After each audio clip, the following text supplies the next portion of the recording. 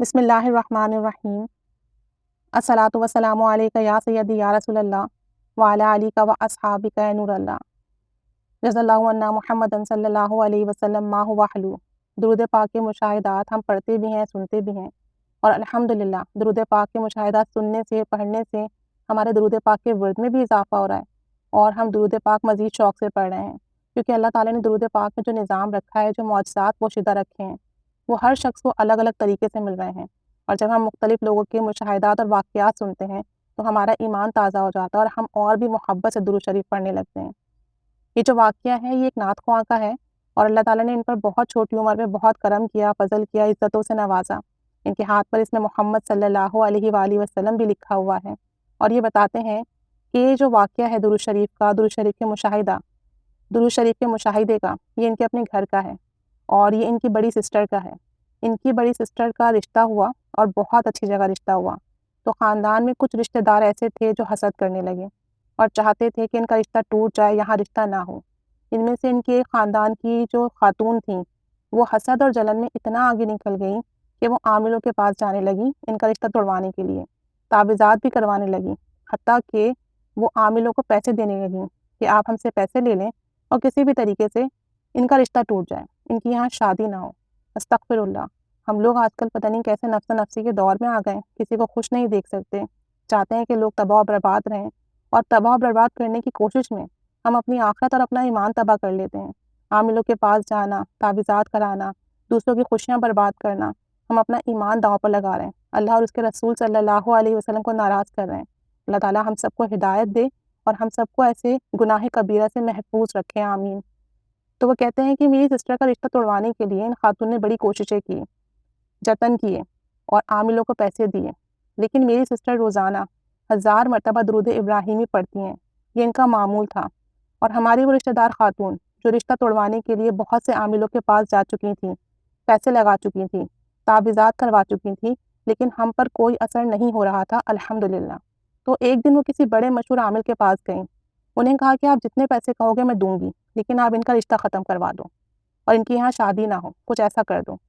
تو ان عامل نے حساب کتاب کیا، کچھ پڑھائی وغیرہ کی، اور اس کے بعد بتایا کہ یہ ہو ہی نہیں سکتا، ان کا رشتہ نہیں ٹوٹ سکتا، اور ان لوگوں پر میری پڑھائی یا تعویذات کا کوئی اثر نہیں ہوگا، کیونکہ ان کے گھر میں کوئی شخص درود پڑھنے والا ہے، اور اس کی وجہ سے اللہ تعالیٰ نے ان کے گھر پر فرشتوں کا پہرا لگایا ہوا ہے، اور وہ فرشتے ان کے گھر تک کسی بھی چیز کو پہنچنے نہیں دیتے، کسی بھی ایسی چیز کو پہنچنے نہیں دیتے جو ان کے گھر میں شر کا باعث بنے، تکلیف کا باعث بنے، فساد کا باعث بنے، ان لوگوں کے لیے مصیبت و پریشانی کا باعث بنے۔ بالآخر میری سسٹر کی اسی جگہ شادی ہوئی جہاں رشتہ ہوا تھا، اور جو رشتہ توڑنے کی کوشش کرنے والے تھے وہ ناکام ہوئے، اور میری بہن اپنے گھر میں بہت خوش اور آباد ہے، الحمدللہ۔ درود ابراہیمی کی ایک بڑی فضیلت یہ بھی ہے کہ اسے پڑھنے والے پر جادو، جنات، اثرات، نظر بد اثر نہیں کرتی، اور اگر کوئی شخص ایسا ہے جس کے ساتھ یہ معاملات پہلے سے ہیں،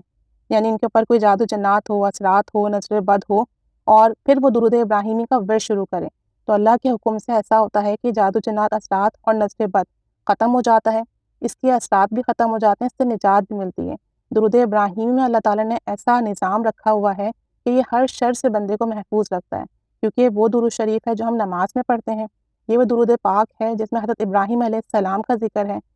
تو یہ درود پاک بہت برکت والا، فضیلت والا درود شریف ہے۔ تو اگر کسی کے ساتھ ایسا کوئی مسئلہ ہے نا، اگر کسی شخص کو لگتا ہے کہ اس پر جادو جنات، اثرات کا معاملہ ہے، نظر بد کا معاملہ ہے، حسد جلن کا معاملہ ہے، یا کوئی ایسی بیماری ہے جو سمجھ میں نہیں آ رہی ہے، کوئی ایسی پریشانی ہے جس کا حل نہیں نکل رہا، تو وہ درود ابراہیمی کثرت سے پڑھیں، پانی پر دم کر پیئیں، اپنے اوپر دم کریں، اگر گھر میں کوئی معاملات ہیں تو گھر پر دم کریں، انشاءاللہ تعالیٰ اس کی برکت سے یہ تمام چیزیں ختم ہو جائیں گی،